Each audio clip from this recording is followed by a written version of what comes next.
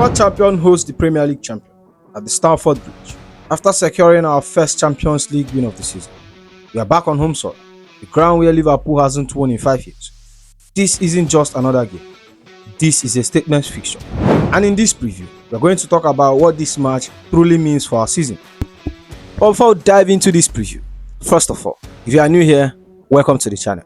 But if you have been following me for a while, you know the drills. We're on the road to 10k subscribers. So like the video, subscribe to the channel, and don't forget to comment. Let's dive into it. And after securing that first Champions League win of the season, we are straight back into the fight. And it doesn't get bigger than this. We are hosting the Premier League champion Liverpool at Stamford Bridge. Liverpool right now are the defending champion and the league leaders.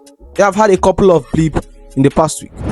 Back-to-back losses against Palace and Galatasaray. But make no mistake, they are still the most consistent side in the league. For them, this is about recovery. It's about reminding everyone they are still top dogs. If they win, they stay clear and keep the cushion at the top. If they slip up, Arsenal start sniffing around and suddenly the title race gets spicy. But for us, this is about belief. This is about showing that we are not just here to fight for scraps, but to fight for Europe, to fight for respect. Maresca's job is being judged by one thing: can he get into the top 4? And I'm telling you right now, a win against Liverpool at the Bridge flips the whole conversation. It would silence the critic, it would quiet down the shout for change, and it would prove that this team can step up against the very best. Yes, we have had our stumble, and yes, fans are frustrated, and rightly so. But for a minute, imagine the lift. Imagine the noise if we beat Liverpool at home. That's not just 3 points. That's a statement that Chelsea are back in the conversation. And let's be honest, if we lose, if we draw, we are still stuck in the mid-table, still outside the European spots, and the pressure of Maresca goes tenfold. The boards are saying patience, the owners are backing him, but the fans, we are running out of patience. We need moments, we need performance, we need results. Now let's not sugarcoat it. The gap between these two sides is clear right now. Liverpool are flying, 5 wins from 6, top of the league, and everything looks sharp, efficient, clinical. They had a hiccup at Palace, but apart from that, they have looked like the champion they are. They have got momentum, they have got confidence. And their no 3 points at Stamford Bridge keeps them ahead of Arsenal. Plus, we are sitting on 8 points. 2 wins, 2 draws, 2 defeats. That's not where Chelsea Football Club should ever be. And here we smashed West Ham 5-1. It felt like a turning point. But since then, draw, defeats, and inconsistency everywhere. We lost 3-1 at Brighton. We got humbled 2-1 by Manchester United. And in truth, 3 defeats in our last 5 matches doesn't lie. That's the reality check. This Liverpool game is massive for us because it's not just about points. It's about showing identity. When you wear this badge, when you walk out at Stamford Bridge, you fight for more than just top 4. You fight for pride, and right now, we as fans want to believe again. Liverpool are coming here to extend their lead, but we have got to look at this as an opportunity to reset our season. Beating the champion at Stamford Bridge will change the entire mood around the club. It would give Maresca breathing space, and it would give the players confidence. And it gives us, the fans, a reason to dream again. Look, my friends, we have got to talk about injuries because it has played a massive part in where we are. Obama being out is huge, and let's be real, he's been our most influential player since the start of the season. Every time he's on the pitch, he gives us control, creativity, and that bit of swagger in midfield. Without him, we have looked lost at times. And for Maresca, it's not just about losing one player. It's about losing the guy who needs everything together. That's why the system looked broken, and that's why we look disjointed. But on the other hand, it's not just us dealing with problems. Liverpool has their issues too. Alisson being out is massive for them. He's the best keeper in the world, and without him, there's always a little bit of doubt at the back. The defense isn't the same without his calmness. Ekitike is that foot, and while he's not the main man yet, he still limits and slots attacking options. And yes, Liverpool spent big. Wirtz, Isak, huge money, proper statement in the market. But here is the thing, big signings don't always click straight away.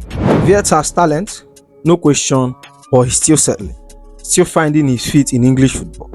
Isak too is adapting to the Liverpool system. Even Salah, the guy who has been the machine for years, people are questioning his form. And what that tells you is that they are not untouchable. For us, it's about timing. If there is ever a moment to catch Liverpool, it's now. They are still top, they are still champion, but they are not flawless. And we have got to make Stamford Bridge a nightmare for them. Now, I know people are saying Chelsea are under pressure. Chelsea are inconsistent. Fans are not happy. All that is true. But don't forget, we are the world champion. This squad has shown it can rise to big occasion. The board keep backing Maresca, they keep staying patient. And honestly, as fans, we are torn. We want progress, we want to see results, and we don't want to fall further behind. So this game is not just about 3 points. It's about proving that we can still fight the best. Liverpool might be top of the league, but they have got their own problem. They have got their question mark, and for us, we have got nothing to lose and everything to prove. This is our chance to flip the script. You are the defending champion, but you are Chelsea. And when we turn up, we can beat anyone. And when you talk about Chelsea versus Liverpool, you can't ignore the history, the scars, the drama, the heartbreak. We have lived it. 2022 still stinks. 2 finals, 2 penalty shootouts, and twice we came up short. The 0-0 summed it up. We matched them for 120 minutes. But when it comes down to penalties, it was Liverpool lifting the trophies. That pain doesn't just vanish. It sits with us as fans. And it sits with the players who were there. Fast forward to last season. Yeah, we beat them 3-1 at the Bridge. But let's be real. That was against the reserve side. After they have wrapped up the league. It felt good, but it didn't carry the same weight. But this time is different. This time, it matters. They are top of the league. We are fighting to climb out of the mid-table. And the stakes couldn't be clearer. And here is a fact that gives us belief. Liverpool hasn't won at Stamford Bridge in 5 years. 5 years for all their dominance, for all their trophies. They don't come here and take points easily. The Stamford Bridge has been a stumbling block for them. And we have got to make sure that streak continues. For Liverpool, this is about staying ahead in the title race. Every win, every point matters. For us, this is about pride. This is about belief. And this is about getting our season back on track. Because let's not kid ourselves. Our season needs a spark. We have had inconsistency, injury, frustration. But a win here changes the whole mood. Let's talk about Liverpool's danger men. Because even with their little dip in form, they have got weapons across the pitch that can hurt us. And the first name we have got to start with is Gravenberch. For me, this guy has been the most informed Liverpool player under onslaught. He's averaging a 7.48 rating in the league, which tells you how consistent he has been. 2 goals, 1 assist in 6 games. And remember, this is a defensive midfielder we are talking about. He has been a revelation and honestly one of the best midfielders in the league right now. He controls the tempo, he breaks line, drives forward, and he has been the engine of their title push. And I'll be real, if you don't win that midfield battle, if you don't keep Gravenberch quiet, it could be a long day. But if we can contain him, if we can stop him from dictating play, then half of the job is done. Then of course, Virgil van Dijk, no debates, the best defender in the Premier League, averaging a rating of 7.47, still a colossal at the back, still the leader who holds that Liverpool defense together. You can't go through him easily. But here is the thing. His partner, Ibrahim Konate. And let's be honest, Konate has been the weakness this season. At times, it feels like he's playing against Liverpool with the mistake he makes. And add that to Milokekers and Frimpong still adapting to the system, still finding their feet. So instead of hoping Van Dijk has a bad day, which he rarely does, we have got to be smart. Exploit the space around him, target those adapting players, and punish Konate's lapses. That's where the opportunity lies. And then there is Mohamed Salah. Now listed on paper, he has been poor this season. An average rating of 6.73. And if you watch him, eye test shows that he's not at his sharpest. But here is the problem. He already has 2 goals and 2 assists in 6 games. That's a poor Salah. And the scary thing is that he lost playing against us. He always seems to find a way to turn up against Chelsea. So yeah, my prayer is that his stinker continues at the pitch.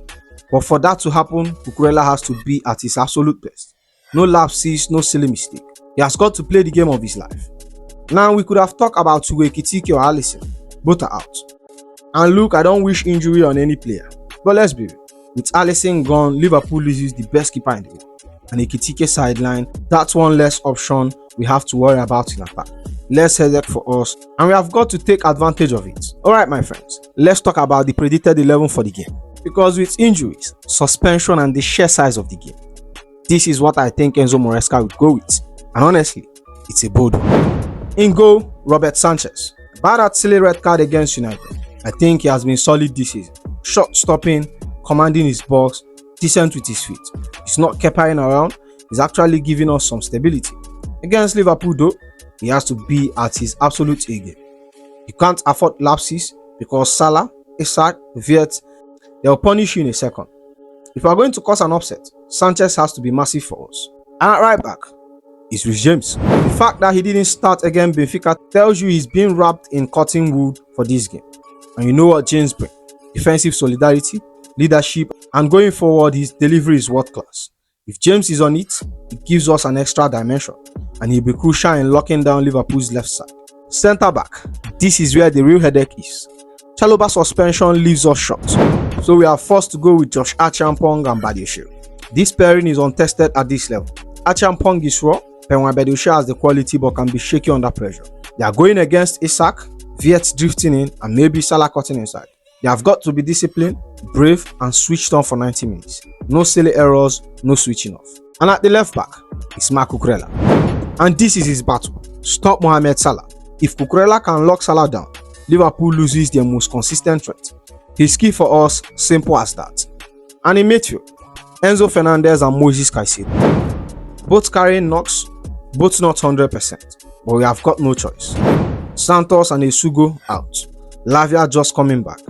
So it's Enzo and Caicedo to drag themselves through this. If they can control the midfield and stop Gravenberch from dictating the game, then suddenly Liverpool don't look as dangerous. But if they get overrun, we are in trouble. This battle is everything. In the 10 is William Extover. Now this is me being bold. He played in that role against West Ham and looked sharp. But Liverpool is a different monster. Still, he's fearless. He's got that Brazilian flair, and sometimes you need unpredictability against topside.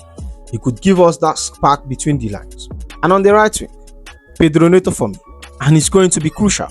Not just stretching Liverpool's backline, but also helping Reece James double up defensively.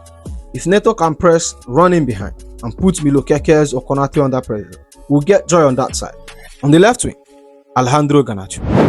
Now I'll be honest, he hasn't fully convinced me, but there is something about Garnacho in this big game. He lived for this occasion.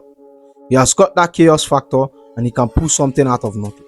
And against Liverpool, you need that wild card. Up top, Joao Pedro. He gives us movement, link-up play, and he's not just static in the box. He can drop deep, drag Van Dijk out of position, and create space for Neto and Garnacho to exploit. Against the best defender in the league, we need that kind of intelligence. So that's my 11 on paper. It's risky, young players, some half-fit midfielders, an untested centre-back pairing. But at the same time, it's fearless. And maybe that's what we need against Liverpool. Because if we sit back, we will lose. If we go bold, if we go brave, we give ourselves a chance. This team can win, but if only every single player turns up.